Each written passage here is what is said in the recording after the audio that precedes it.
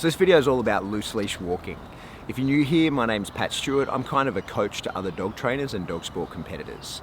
A few days ago, I had this opportunity during an online call to talk with another trainer about the missing piece of information that I don't think gets passed on very well when we're talking loose leash walking. And while I'm not overly attached to any particular method to teach that, there's loads of ways to do it. If they're done correctly, they all work. But I do think there's a little piece of that conversation that we as trainers don't always pass on very effectively to the dog owner or pet parent. This little piece of information that I passed on to her was more about long-term success and client compliance. If you like this video and you find some value in it, please give it a like. If you like the way I teach, find this information valuable, consider subscribing to the channel. Or if you are a trainer and you think that this is some information that your clients could benefit from, please consider passing this video on to them.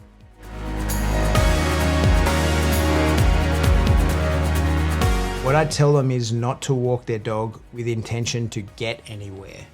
So if you're training a dog to walk on a leash in a new way, right? So the dog has been just water skiing you down the street, and now whether you're going to use a prong collar, a slip leash, or stick with a harness, whatever, it doesn't matter. Whatever the technique is that you're going to re-educate the dog on how to walk, is that I always tell people that have a time frame in mind. So, this is a 20-minute training session, or whatever they normally take their dog out for. This is a 40-minute training session. This is a 5-minute training session. It doesn't matter. But have no destination in mind, because the journey of training the dog along the way is the training.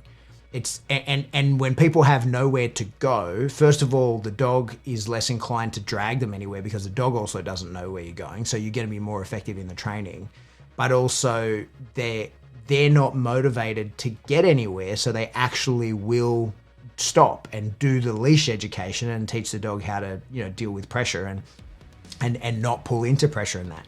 So what I find is I say to people like, hey, if you have somewhere to be and the dog must come with you, have a piece of equipment that is the pull equipment, right? And if you're still learning, if the dog is still learning how to not pull on the leash, have a harness or whatever it is that the dog is allowed to pull into so that he can just water ski you wherever you're going, because you need to get there. You have to be on time. But when you have the equipment that we're going to use to teach the dog, this is your loose leash walking equipment, whatever that is, only use that when you are training it and don't have a destination in mind. So take the dog out, whether it's, it doesn't matter how long it is, whatever they have allocated to their training session, but don't have an intention to get anywhere. They're just training the dog, and you can walk around the block, you can do circles, you can do whatever.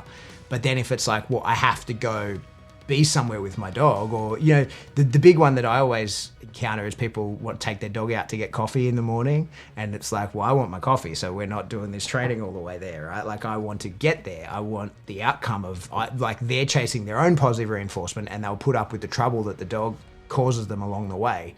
So what I say is, like, if you haven't got your loose leash walking down pat and you have a destination in mind, just use a different form of equipment. And for me, that's a flat collar. Like, my own dog pulls into the flat collar, and I'm fine with that.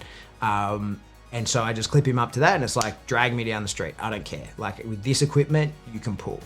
But if it's, his slip lead or his prong collar or whatever it is, whatever it is, it doesn't matter. Whatever a piece of equipment we have the dog on that is their loose leash walking gear, until they really know how to use that, I don't go anywhere with a destination in mind. We just walk till we need to stop and educate the dog about, we don't make forward progression while the tension's in the line, the dog comes back. And we can do that really effectively when we don't have anywhere to get to and we're just walking around the block. And also it makes once the dog figures this kind of thing out, it makes it much better training, because the dog also is not trying to get anywhere. And then once we've educated the dog on how the tool works or the technique works, then we can start implementing destinations. And whether we get there or not is not important to us. It's that we are going somewhere in particular. And if the dog pulls, then we stop.